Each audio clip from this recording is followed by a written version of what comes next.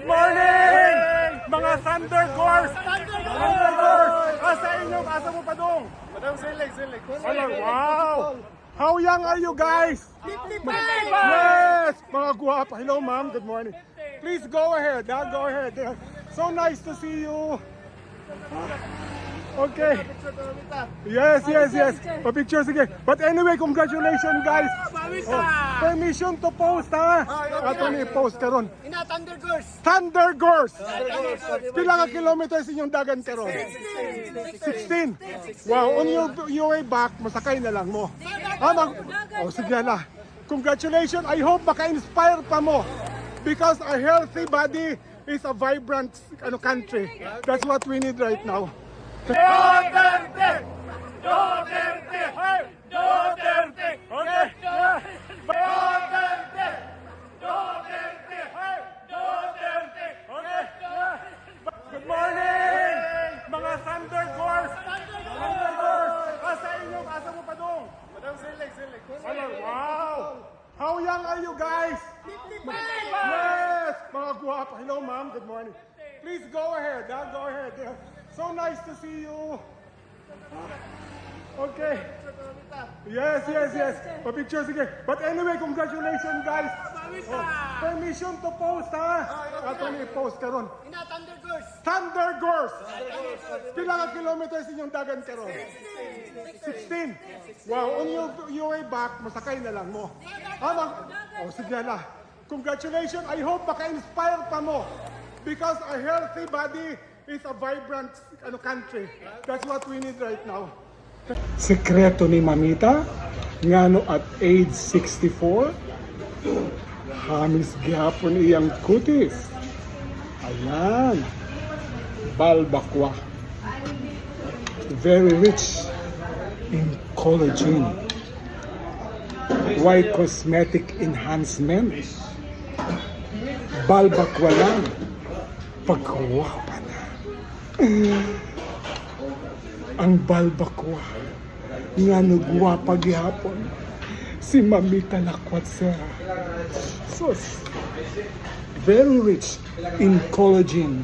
Kung ang bakasi pampautog, ang balbakwa pampagwapa para mas kumpleto ang ato experience, no? Sa balbakwa to enhance more sa iyang flavor, butangan nato gamay na ginamos. Yan. Gamay lang ha kay ang high blood, gamay lang para mas bursting ang iyang flavor. Yan. Dahil gamay lang na ginamos. Pwedeng humuka.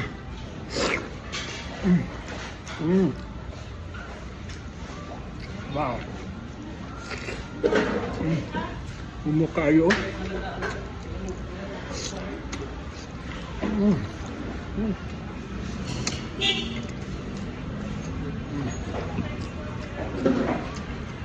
Grabing pagkalata, oh.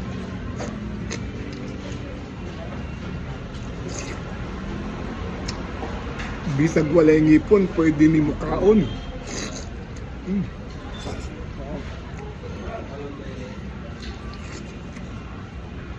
Tanaw ang sauce niya. Spiso na kayo. Ay, hoy.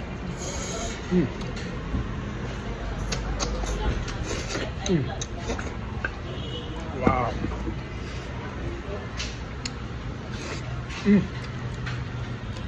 Gamay na ginamos. Og limonsito. Ayan, butangan ng ginamos. Limonsito.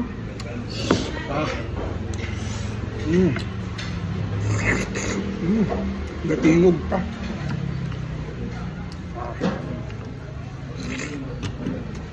Awa, pagkahumok. Humok kayo.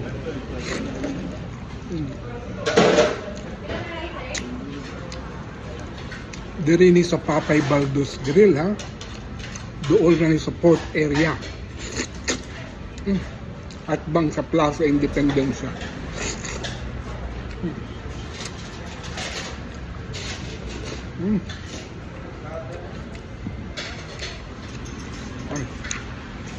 Rich in collagen. Nanguna ko nga. Maunang pagpagura pa.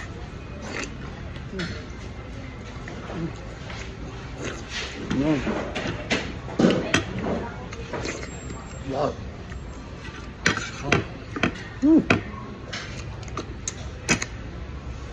Perfect.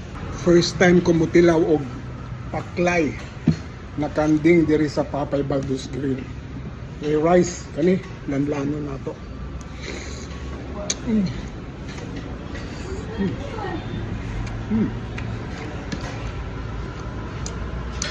Nai pineapple chunk. So,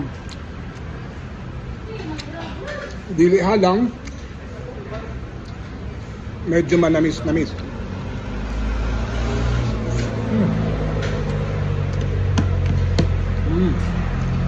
Rock.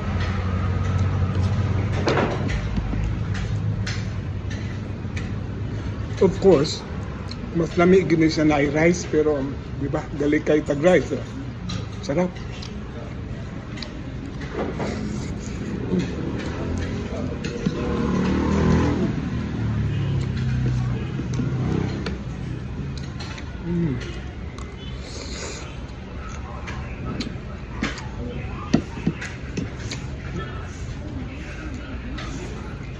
Una, ang iyang mga laman loob na ba dili gahi nga ichu na walay smell super lang.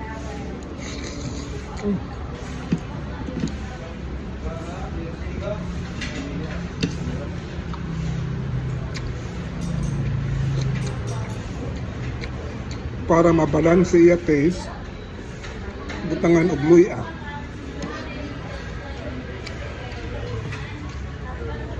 Lami ni siya pulutan.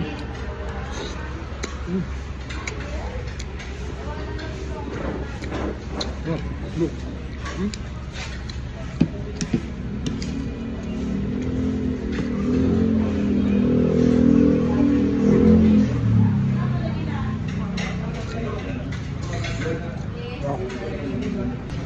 Lami kayo kay init pa eh. Diri ni sa Papay Baldus Grill ha. At bang rami sa Plaza Independencia.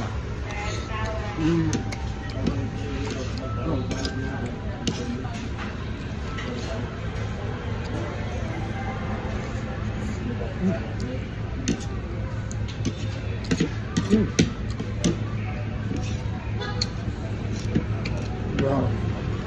Lami, I will recommend it to you. Pag mo ani mo Papay Baldus Grill, order mo aning paklang.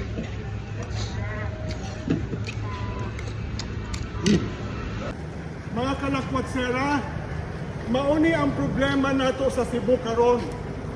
Ang basura, dali na, ipakita yun. Ang mga basura, ang garbage collection, ang garbage disposal. Just imagine ha, niani sa port area, kung naay mga bisita nato lagikan sa different islands, mauning mag-welcome sa atoa. Kaning klase-klase nga mga basura. That is the problem kay wata kay balo. The last time I've heard, ang basura daw dito na ilabay sa Aluginsan. Inana kanayo ha, dako kayong magastos ng ato gobyerno.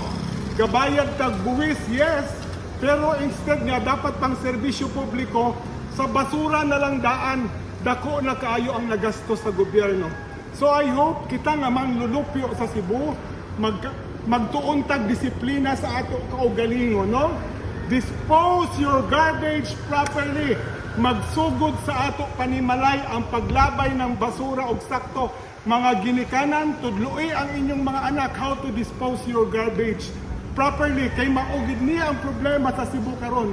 Refleksyon kung unsa ang sitwasyon nato sa Cebu. Just imagine, pier na ha, ipakita ang pier na, ipakita. Pier kana, pag muabot, no? Pag muabot ang bisita, mauni ang mu-welcome sa atoa. Mga basura diri sa syudad sa Sugbo. Mauna, I'm appealing to all Cebuanos, please, magtuuntag gamay nga disiplina aron matudluan ta how to properly dispose our garbage. Tabangan nato ang gobyerno. Dili tanan i-blame sa gobyerno. Kita mismo, we are part of the problem, so we are part of the solution. Magtinabangay ta, magsugod ta on how to dispose our garbages, kunya magtuon gyud tag disiplina sa ato kaugalingon. God bless Cebu.